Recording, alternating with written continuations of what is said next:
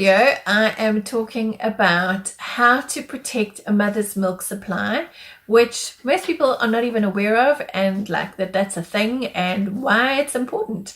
So hopefully this video will give you a bit of insight into that.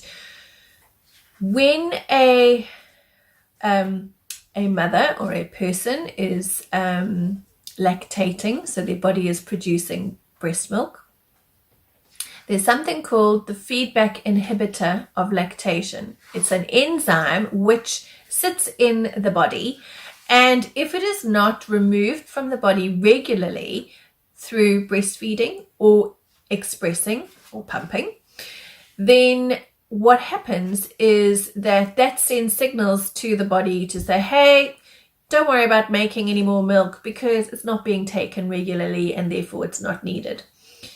In the first 4 to 6 weeks, and especially in the first few days, that feedback mechanism is really, really strong. So what we do know is that because we live in the society that we do and birth is heavily medicalized, is that a lot of babies are born perhaps sleepy or a little bit in shock with the way that they've entered the world, or perhaps they've got a bit of a crick in their neck. And there's also a lot of research coming out about folic acid versus folate, which has a direct impact on the development of a baby in utero and how that stems from the midline. So obviously it's really useful and great for protection against spina bifida and other major complications. But what they're discovering is that also has an impact on the frenulum, which I spoke about in a previous video. So the piece that holds the tongue anchors the tongue to the floor of the mouth.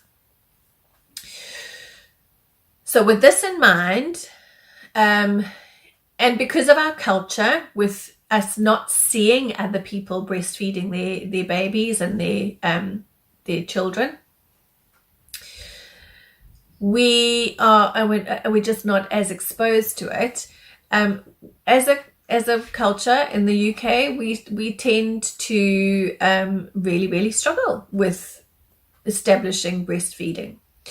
So if breastfeeding is important to you and something that you want to do, and perhaps there are initial challenges and troubleshooting that needs to happen, then it's really, really important that you are protecting your milk supply. So what that means is that if your baby is not managing to efficiently transfer the milk directly from you through breastfeeding, then it's important that you are expressing either by hand or by pump regularly, so at least every 3 hours, so that that feedback inhibitor of lactation enzyme doesn't kick in and reduce your supply. So often people will ask me, well, what about nighttime feeds? Perhaps a couple want to share feeding and perhaps give the baby a bottle in the evening so that mum can get a longer stretch of sleep. And that's all very well meaning and kind and thoughtful, but it's useful to be aware of that feedback inhibitor of lactation enzyme. And if it's not removed regularly, it will have a direct impact on the mother's milk supply. So some people will still choose to combination feed or give the baby express breast milk in a bottle so mum can have a sleep. And in those instances, what happens is that the mother will still wake up at the time that her baby is feeding, express for 20 minutes, and then go back to sleep. So to ensure that enzyme is being removed. So Some families find that works for them. Some families think, oh, what's the point? I'll just get up and feed anyway. You find what works for you, but just be aware of that enzyme that can really impact on milk supply and establishing breastfeeding in those early days and weeks.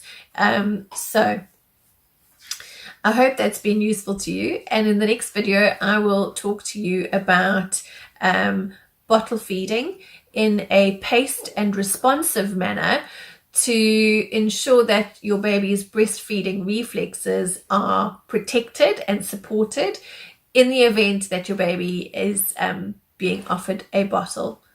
So I'll speak to you soon.